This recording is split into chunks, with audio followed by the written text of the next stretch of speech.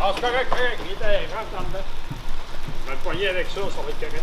Bienvenue dans cet épisode de l'Artisan Brasseur où ce matin je m'en vais aider mon ami Jean-François à faire du jus de raisin. Puis en plus, je viens juste de recevoir ça, des beaux barils de chêne de Pinot des Charentes. On va envoyer la 12 Bushel là-dedans, qui est une bière historique qu'on a faite la semaine passée. Un double brassin où on fait une bière forte, après ça on fait une bière plus légère. Bienvenue tout le monde!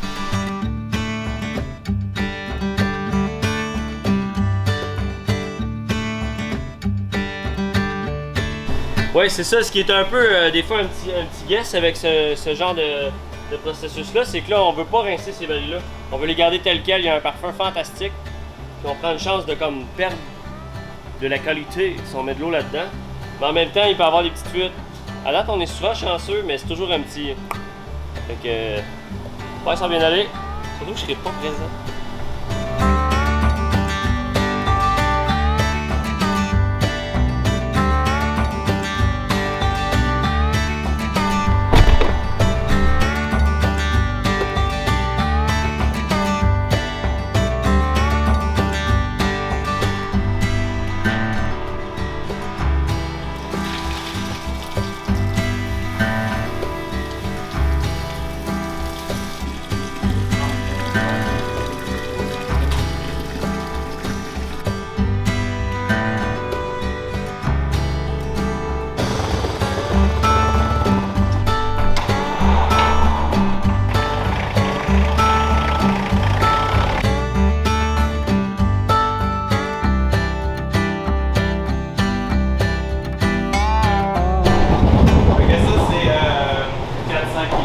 « 400 kilos? » 400 kilos. Combien de litres? T'as une idée? Je vais te le dire après, mais ça dépend de l'efficacité de notre setup.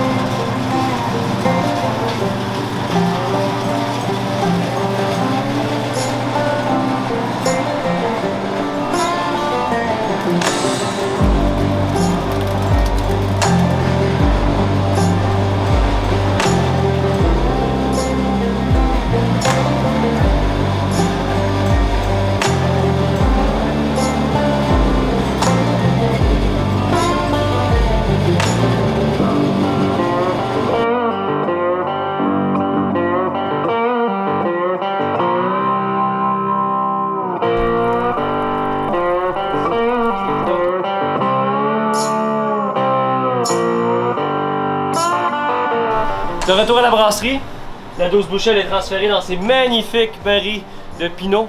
Ça a été une super belle journée. Merci JF à la ferme, ça fait du bien de changer de beat, d'aller dans le volet plus agricole de la fabrication de breuvages. C'est vraiment le fun d'aller dans le plus rustique, je trouve ça cool. Puis ça change de mal de place.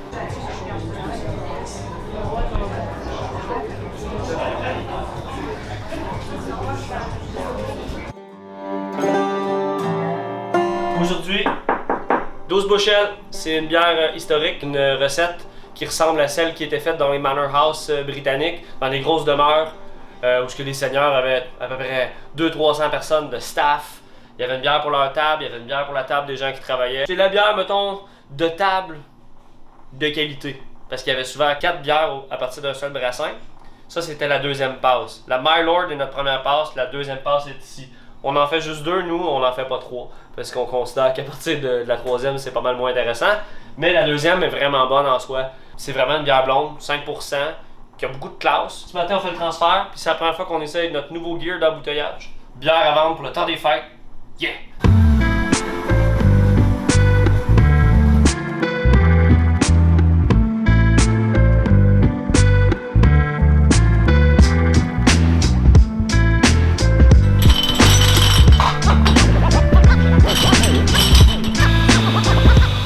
De chez Setup et Fils.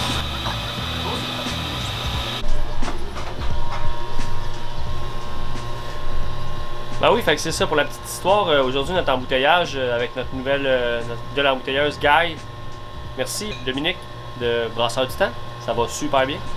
C'est la première fois qu'on a du gear qui a de l'allure pour faire les bouteilles à l'Albion. C'était très manuel, une bouteille à la fois, tu sais, puis décourageant, ben raide, long. Fait qu'on en faisait juste un 50, un 100 litres de temps en temps. Là, c'est vraiment toute la batch qu'on a mis là-dedans. Surtout avec le COVID. Il y a personne qui peut venir au bar prendre ces bières-là. On peut les faire pour emporter en cruchon, mais c'est quand même, il y a une durée de conservation de 2 semaines, des choses comme ça. En bouteille, tu sais, c'est une vraie bouteille refermentée. Il n'y a pas de problème à garder ça, à la conserver quelques temps. Donc, on est super fiers, super contents d'avoir ce résultat-là. En espérant que tout va être impeccable, on va mettre 1 ou 2 bières, quelques bouteilles en fait, à très très chaud pour avoir une fermentation forcée en bouteille. On va voir comment ça se comporte dans le temps. On va faire le forcé pour être capable de voir ça là, rapidement. Si jamais il y a un problème, ben là on va le savoir. C'est ça, c'est une bière qui est vraiment neuve, si on veut. Pour une bière barriquée de l'Albion, là, ça a toujours 3 mois à 6 mois, nous, minimum. Là, ça a passé juste 1 mois. C'est pour répliquer un peu le... C'est une bière fraîche d'époque, dans le fond. Avec peu de garde. Dans le temps, il aurait mis ça dans des barils de chêne. Il aurait servi directement du baril au staff ou pour la bière de table.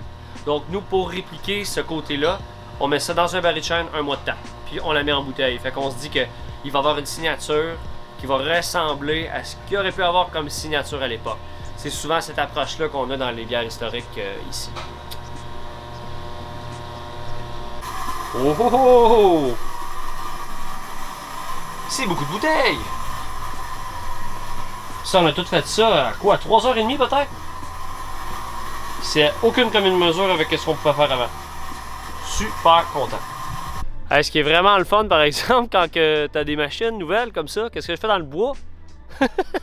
Qu'est-ce qui est le fun quand tu as des machines comme ça qui sont plus performantes? La journée s'est vraiment passée comme short and sweet. Fait que je suis de retour chez moi, puis je m'en vais travailler sur une sauce barbecue à base d'Imperial Stout. Pourquoi pas? J'aurais jamais eu le temps de faire ça si j'étais sur mon ancien setup. C'est niaiseux, mais c'est ça. Des fois, tu fais juste améliorer 2-3 trucs, tu gagnes du temps, tu es plus productif, tu peux faire d'autres choses plus le fun ou juste... C'est ça. Des fois, ça pourrait être une journée qui soit juste plus courte, mais là, ça me donne le temps justement de travailler sur quelque chose parce que justement, on est dans les bouteilles. Ça va arriver des fois qu'on a des bouteilles qui sont pas de notre goût, tout ça. J'ai pris des Imperial Stout qui étaient trop gazeuses, qui n'étaient pas satisfaisantes pour moi. Je vais les transformer en sauce barbecue. Fait que je fais un test avec ça ce soir.